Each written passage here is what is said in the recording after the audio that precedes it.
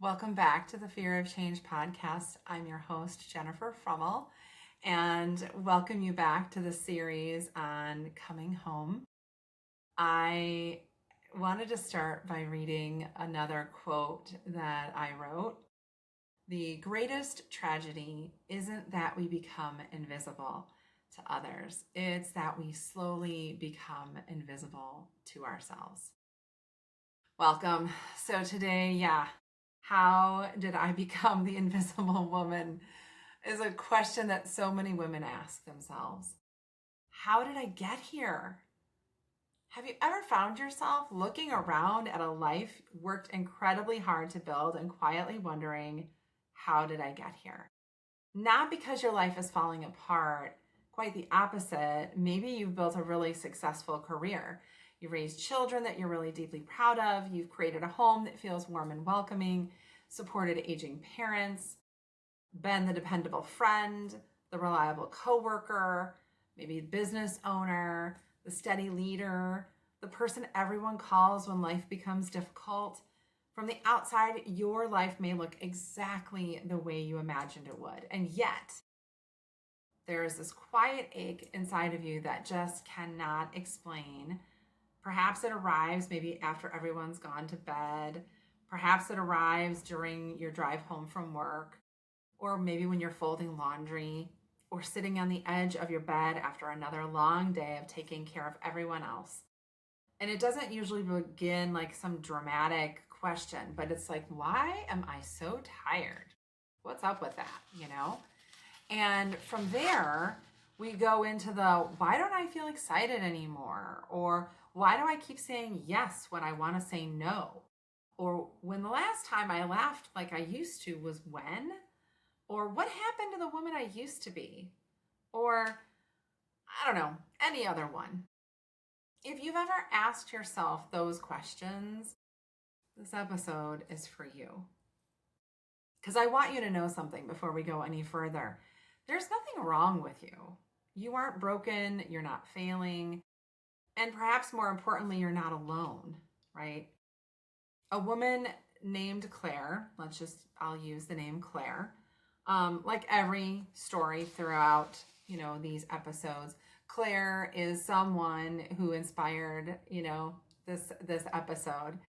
But she's a composite inspired by many remarkable women that I've had the privilege of working with throughout my career. She isn't one client. She's a reflection of patterns, experiences, and conversations shared by countless women. She was about 51 when we first met, and she walked into my office carrying a laptop bag over one shoulder, a travel coffee mug in her hand. And before she even sat down, she apologized for being 2 minutes late. I hate being late, she says. I know it's only 2 minutes, but I don't like making people wait. And I smiled and I reassured her that she was right on time, and she nodded, but I could tell she wasn't convinced. I ended up telling her that unfortunately in my work and the role that I play, our sessions might in fact start late. And she said, that's okay. I'll take the time to sit in the waiting room and just kind of download myself and regather. And as our conversation unfolded, I learned that Claire was exactly the kind of woman people admired. She was respected as a healthcare executive. She'd been married for 27 years. She had 2 kids. She volunteered for her community. She remembered birthdays, holidays, organized family things. She checked on her mother every evening. She did all the right things. If someone needed help, Claire was the first person they called. And about 20 minutes into our first session, I asked a question I often ask. So, Claire, what brings you here? And she smiled politely and said, honestly, I don't know. I mean, nothing is really wrong. My marriage is okay. My kids are doing well. I have a job that I actually enjoy, and I should be grateful, right? She looked down at her hands and said, but I don't feel like myself anymore. And the room became quiet, and I waited. And after a long pause, she whispered, I don't even know who I am anymore. So, the questions beneath the question. Over the years, what I've come to realize is that women rarely come into therapy because they suddenly lose themselves.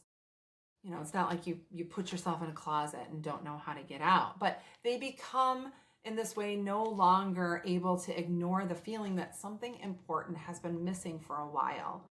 That question, who am I, is rarely the first question. It usually begins with things like, I'm exhausted, I've burnt out, I've got anxiety. And no, don't ask about hormones. I've already talked to my gynecologist. We've run a hormone panel. I'm on HRT, like all the things. Like she's already done it. Anxiety, difficulty sleeping, feeling emotionally numb, losing interest in activities that they once loved, and feeling guilty for wanting time alone. Wondering why success no longer felt satisfying. All of these things matter, you guys, and some physical causes are important for us to pay attention to, and then the emotional causes are definitely important to pay attention to. But most people, like Claire, have been having multiple contributing factors to where this comes from. There's often another underlying question, and that's, when did I stop belonging to myself? And I think that's probably one of the most important questions a woman can ask, because it shifts the conversation. Instead of asking, like, what's wrong with me? It's like, what happened to me? Those are profoundly different questions, and one invites shame while the other invites understanding. So the thing is that we don't disappear overnight. One of the greatest misconceptions about losing ourselves is that we imagine it happens because of a dramatic event. I got divorced. I got a diagnosis. I lost my job. I had a car accident. Sure, those moments are trauma, right? But they're not like the defining moment of us and for our future. But for many women, invisibility arrives much quieter.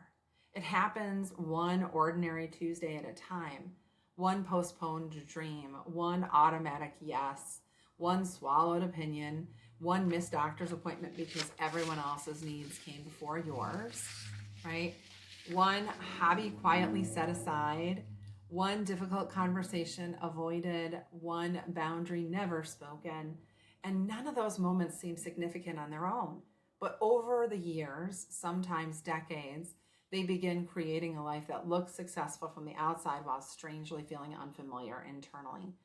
And I often tell people, we rarely wake up one morning and discover that we've disappeared. We usually disappear one accommodation at a time. So we become fluent in our roles, right? One of the beautiful things about being a human is that we get to play many roles throughout our lives: daughter, partner, mother, friend, leader, caregiver, entrepreneur, teacher, volunteer, mentor, therapist.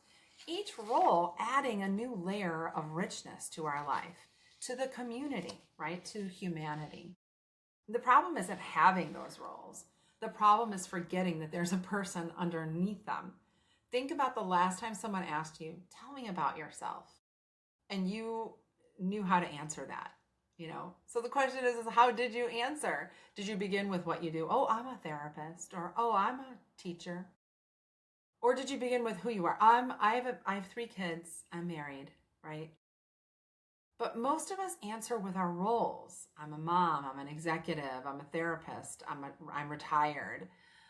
Those answers aren't wrong, but they're just not complete, because someday children grow up, careers change, parents pass away, relationships evolve.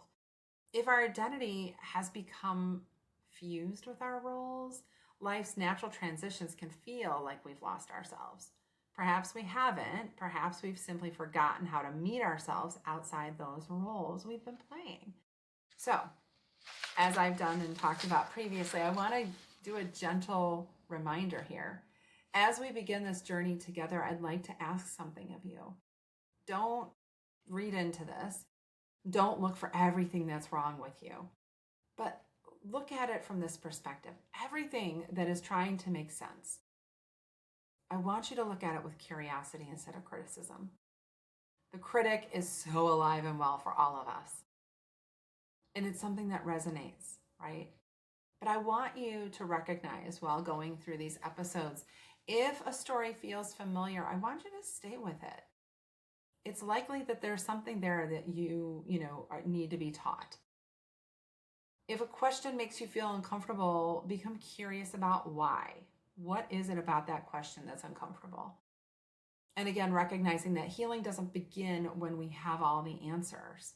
Healing begins when we become willing to ask kinder questions of ourselves, because curiosity opens the doors that criticism keeps locked. This week, I'd like to invite you to do something beautifully simple. Don't change anything. Don't fix anything. Don't add another item to your already full platter. Simply notice. Notice how often you ask someone else what they need before asking yourself. Notice how quickly you volunteer. Notice how often you apologize. Notice how often your body whispers that it's tired while your mind says, just keep going. You don't need to judge any of it. Just notice it, because every meaningful journey begins the same way, not with a giant leap, but seeing clearly.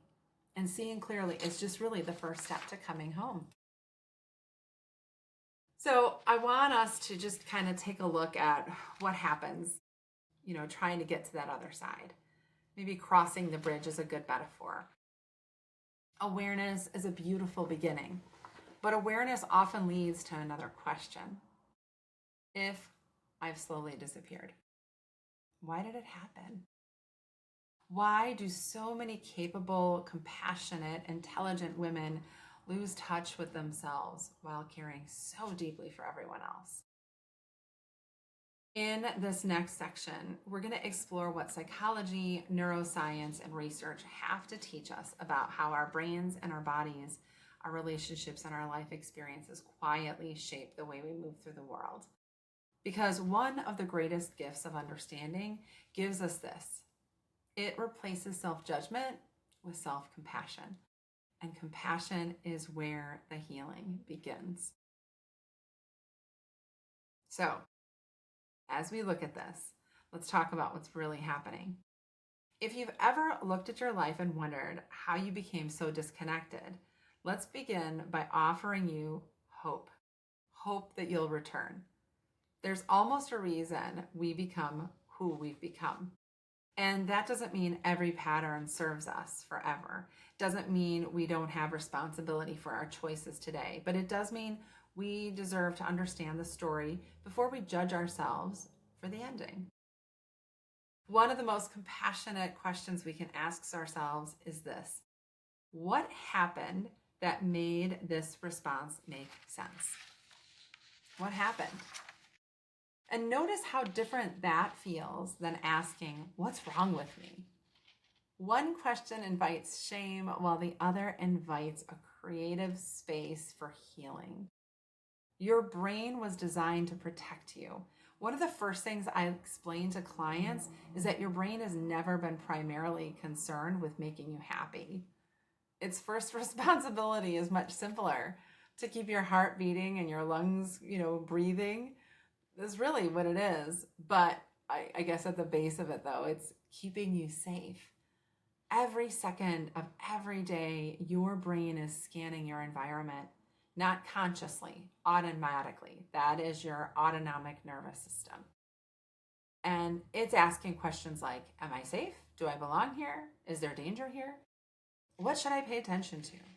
And most of us think about danger as something physical, like a speeding car, a fire, a stranger. But human beings are social creatures. For thousands of years, belonging wasn't simply comforting. It was an essential for survival. Being rejected from your community could once threaten your ability to survive back in the day. Although our world has changed dramatically, our nervous systems still respond powerfully to social acceptance and social rejection. That's why criticism can feel so physically painful. That's why disappointing someone can create such a knot in your stomach. Your body doesn't always distinguish between physical danger and emotional threat. It simply recognizes that something important may be at risk. So, what we also know is that childhood doesn't end when childhood ends. One of the questions people sometimes ask me is, Jennifer, why do we spend so much time talking about childhood? And the answer isn't because childhood explains everything, because it doesn't, nor is the goal to blame our parents to revisit every painful memory. But the goal is understanding. And because childhood is where many of us first learn the rules for belonging, perhaps that's where you learned to be helpful, or don't make waves, or take care of your younger siblings, or don't upset your father, or be the responsible one, or good girls don't argue, don't cry, don't be selfish, right? Those messages have been spoken directly to you, or they may have been communicated through the emotional climate of your home. Children are extraordinary observers. Long before they have language of family dynamics, they begin asking themselves, who do I need to become to stay connected to the people I love? Some children become achievers. Some children become caretakers. Some become comedians. Some become peacemakers. Some become invisible. Not because these roles reflect who they really are, but because these roles once helped them feel safe in their environment. As adults, we often make mistakes that those adaptations are who we are. It's our persona, our personality. Perhaps you've said, oh, I've always been the responsible one, or I've always been independent, or I've always taken care of everyone else. But maybe, or perhaps those were brilliant strategies developed by a younger version of you who was doing the very best she could with the world she lived in. The younger version deserves compassion, not criticism. One of the things I love about research is that it reminds us that we're not alone. Over the past several decades, researchers studying stress, relationships, and emotional well-being have consistently found that chronic stress affects far more than our mood. When our stress response remains activated for long periods of time, it can influence sleep, memory, concentration, emotional regulation, immune function, cardiovascular health, and our overall sense for well-being. Stress isn't simply something we think. It's something we experience with our entire body. Researchers have also explored what sociologists call the mental load, and I've talked about it in previous episodes. It's the invisible work of remembering, planning, anticipating, organizing, and emotionally managing daily life. It's a lot of stuff. Many women describe carrying not only their own responsibilities, but also everyone else's. Remembering appointments, tracking birthdays, scheduling medical visits, planning meals, managing family calendars, noticing emotional shifts in your spouse, your children, your parents, your coworkers, your friends. The work is often invisible, but invisible doesn't mean insignificant. Your brain still performs every one of those tasks, and your nervous system still pays the cost. Suddenly feeling mentally exhausted makes a little more sense, right? Your body is always listening too. One of the greatest lessons my clients have taught me is this, that the body often notices what the mind hasn't yet admitted. Have you heard yourself say, I'm fine, while your shoulders were pulled tightly to your ears like this? One of the reasons I feel so compassionate about this is really it's important, I think, for people to understand things. And ultimately, the question is like, are you smiling through these moments while your stomach is in knots? Are you continuing to say yes, even though your body is saying, please slow down? They communicate through sensation, through energy, through tension, through restlessness, through tears that arrive unexpectedly, through difficulty sleeping, through headaches, through fatigue, through a racing heart. And I want to be really clear here. Physical symptoms should never be dismissed or automatically explained by stress alone. They deserve thoughtful medical evaluation, especially when they are new, persistent, and concerning.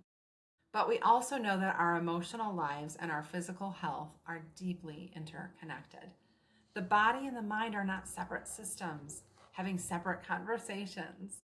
Perhaps that's why I so often tell my clients that your body is not your enemy. It may simply be telling you the truth that your heart has not been able to say. Let me just say that one more time. Your body is not your enemy. It may simply be telling the truth your heart has been too busy to say. So here's the other truth, that midlife isn't breaking you. Midlife is the opportunity to really look at maybe the discouraging narrative that's around you. Women can be told that they're emotional, hormonal, forgetful, less energetic, less vibrant, less beautiful, as though something is wrong. But I see it differently. Hormonal changes are real. Trust me on that. I'm very fully aware as I'm going through my own journey right now. Perimenopause and menopause can also affect your sleep, your mood, your cognition, your metabolism, your energy. They deserve thoughtful medical attention and compassionate care. Trust me again, I know firsthand. But I also wonder, what if midlife isn't simply changing you and your hormones? What if it's revealing you? What if the pace of life slows just enough that you finally hear the voice you've been talking and that's been talking at you for decades? The voice that says, I'm tired. I miss creating. I don't want to keep living this way. Perhaps those whispers aren't signs that you're falling apart. Perhaps they're invitations. Not invitations to become someone different. Invitations to become more honest with yourself. That yin and yang returning to balance that I spoke about a few episodes ago. I like to draw on the wisdom of the yin and yang, not as rigid categories, but as a helpful way of understanding balance. Healthy yin invites us to receive, to rest, to nurture, to reflect, to listen. And a healthy yang invites us to act, to protect, to set boundaries, to move toward purpose. Most women I meet are exceptionally skilled at giving yin to everyone they nurture by comforting them, supporting, encouraging, but they often struggle to offer those same exact qualities to themselves. Instead, they live what I call the shadow yin. Shadow yin rescues instead of supports. It overfunctions instead of collaborates. It carries what belongs to everyone else. Eventually, even the most generous heart becomes weary, and healing isn't about becoming less compassionate. It's about allowing compassion to flow in two directions, towards others and toward yourself. So here is where we cross the bridge. You might be recognizing pieces of yourself in what I'm saying. Perhaps you've begun understanding why your patterns developed, and perhaps you've realized that what you've been calling personality may actually include years of adaptation. Awareness is a beautiful beginning. Understanding is the next step. But understanding alone doesn't transform our lives. Transformation begins when we choose to respond differently. In the next part of this episode, I'd like to walk beside you as we begin that journey together.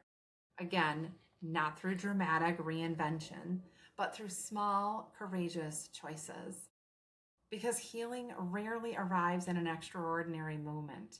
It grows through ordinary moments practiced and with extraordinary compassion. So, I'd like to call this part Jennifer's Reflection. If you've made it in this episode this far, I'd like to do something before we move forward. I want to invite you to take one slow breath. Not because breathing fixes everything, but it really does a lot. But because breathing creates space. And sometimes space is where we need to finally hear ourselves again. As I was writing this, I found myself thinking about thousands of women that I've had the privilege of meeting over nearly 3 decades of work. Women from every walk of life, right? Teachers, physicians, entrepreneurs, therapists, executives, mothers, grandmothers, college students, artists, women who appeared completely different on the outside. And underneath their stories, I kept hearing the same longing. I miss myself. Not, I want a different husband. Well, sometimes they would say that. But, or like, I want a different body. Well, sometimes they might say that. But these concerns really, ultimately, what mattered underneath there was I miss the person I used to be. And for years, I thought that my work was helping people to change. But what I now realize is that I see it differently. I think my work has always been about helping people remember their voice, remember their strengths, remember their joy. Remember that somewhere beneath us expectations, responsibilities, disappointments, achievements, and fears, there's still a person worthy of love. And not because of what she has accomplished, not because of how much she gives, not because of how many people depend upon her, simply because she exists. Now, I'm using she a lot, but this could really report back to anybody, however you self-identify. That's probably the greatest tragedy that I witness, is that people don't work, that are not working hard. It's that they're remarkably capable people. And what the beautiful strength that I examine is, that they are there. It's just they have to find themselves again. And when compassion becomes something we generously offer outward but rarely extend inward, when we become experts at seeing everyone else's humanity while quietly forgetting our own, I think that's the biggest tragedy. If I could leave you with one hope after this episode, I would have you look at yourself with the same kindness you offer the people you love. Because healing rarely becomes harder on ourselves. Healing begins when we become gentler. Not softer boundaries, not smaller in our presence, not gentler in what we speak to ourselves, gentler in the stories we tell about ourselves, gentler in the expectations that we carry, and gentler in the permission we give ourselves to simply be human. After all, you've spent years taking care of everyone else's humanity. Perhaps it's finally time to care for your own. So before we move forward, I'd like to invite you into a brief mindfulness practice. You don't have to change anything. You don't need to do it perfectly. I just want you to allow yourself to be present. Maybe placing one hand over your heart and the other on your abdomen. And again, notice the feeling of your breath. I'm not saying you have to breathe in and you have to breathe profoundly. Just notice your inhalations and your exhalations. And tell yourself, I'm here. And as you exhale, silently say, I'm listening. And again, inhaling in, I am here. And exhaling, I am listening. And now gently bring your attention to your body. And without trying to fix anything, simply notice, where are you holding tension? Where do you feel softness? Where do you feel alive?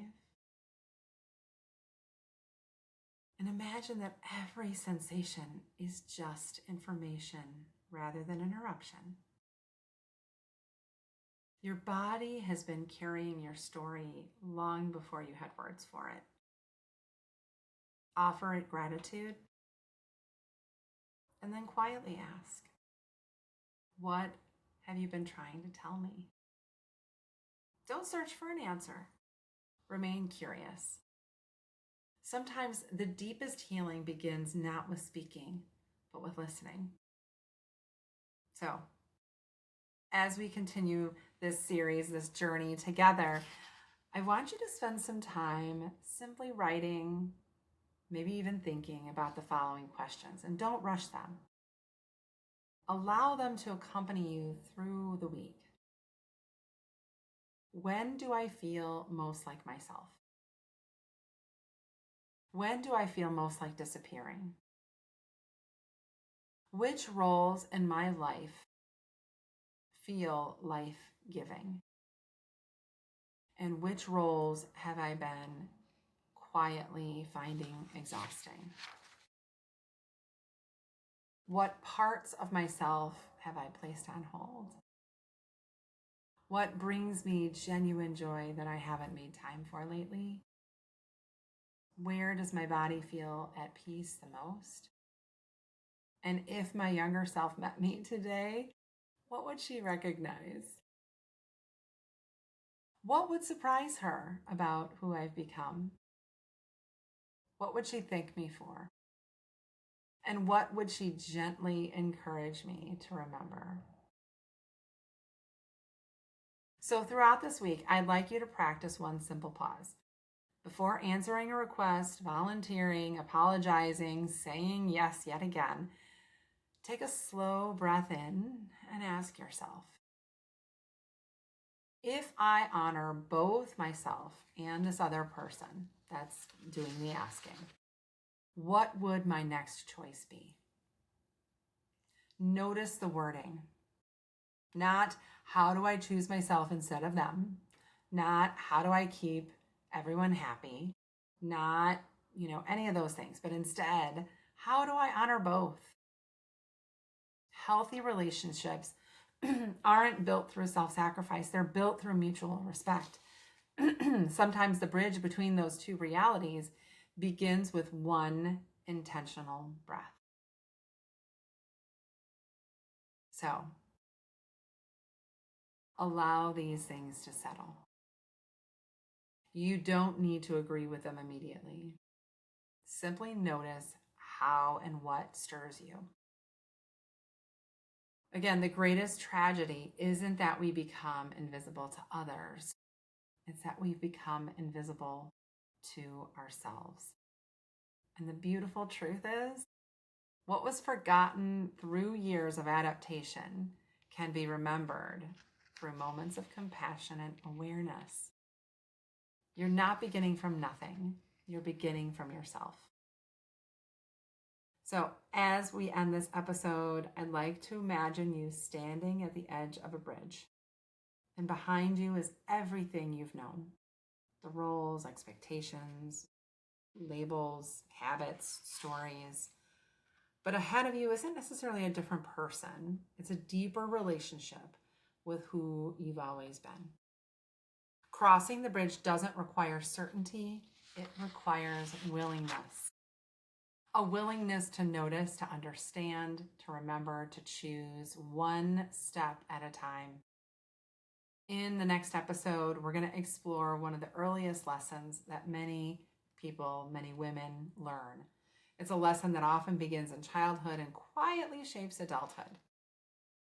We'll call it the good girl trap. Because understanding the pattern is often, that was a Freudian slip, is often the first step toward becoming free from it. So, thank you again for trusting me with your story. Even if we've never met, even if this is the first conversation you've ever heard from me, know this, that I believe in your capacity to heal, not because healing is easy, but because I've seen what happens when people begin looking at themselves with curiosity instead of criticism. The woman you're searching for isn't somewhere far away. She has been patiently waiting for you beneath every role you've carried. And every breath you notice, every choice you make with greater awareness, you're taking another step toward that person. So remember, awareness creates choice, and choice creates change. And every small choice is one more step toward coming home to yourself. One of the greatest lessons the mountains ever taught me is that meaningful journeys are never rushed. You don't climb to prove something. You climb by paying attention to your breath, your body, the weather, the terrain, and the people walking beside you. Healing asks the same of us. It isn't about racing toward a new version of ourselves. It's about learning to walk with ourselves differently, one intentional step at a time. Thank you so much for joining me.